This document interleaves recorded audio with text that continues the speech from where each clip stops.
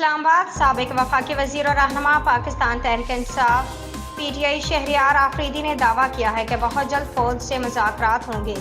شہریار آفریدی نے حکومت پر تنقید کی کہ یہ مسترد شدہ لوگ ہیں، ہم سے کیا بات کریں گے۔ شہریار آفریدی نے کہا کہ مذاکرات صرف آرمی چیف اور DG ISI سے چاہتے ہیں۔ پاکستان کے مستقبل کے لیے فوج سے مذاکرات چاہتے ہیں، فوج سے مذاکرات ہوں گے اور بہت جلد ہوں گے۔ اسلام آباد انٹرنیٹ استعمال کرنے والے پاکستانیوں کے لیے بری خبر یہ ہے کہ سنگاپور سے پاکستان اور یورپ کو ملانے والی فائبر آپٹیکل کیبل کٹ گئی۔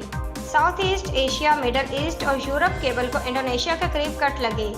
Optical fibre submarine cable پر 5 کٹ لگ گئے، جسے ٹھیک کرنے میں 1 مہینہ لگے گا۔ ذرائع نے بتایا کہ کیبل انڈونیشیا کے قریب کٹ گئی تھی۔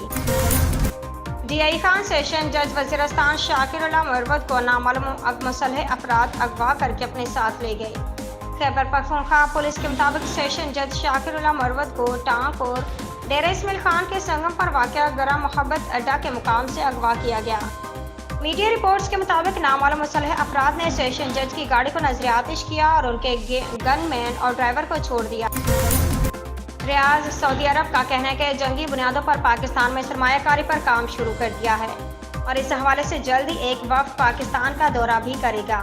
وزیر اعظم شہباز شریف سے مشیر شاہی دربار اور جنرل سیکرٹری سعودی پاکستان سپریم کوآرڈینیشن کونسل کی سربراہی میں وفد نے ملاقات کی، جس میں باہمی دلچسپی کے امور پر تفصیلی بات چیت ہوئی۔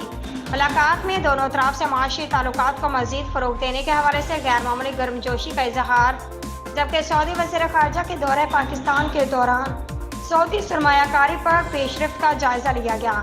مشیر شاہی دربار اور وفد نے سعودی سرمایہ کاری کے حوالے سے گہری دلچسپی کا اظہار کیا۔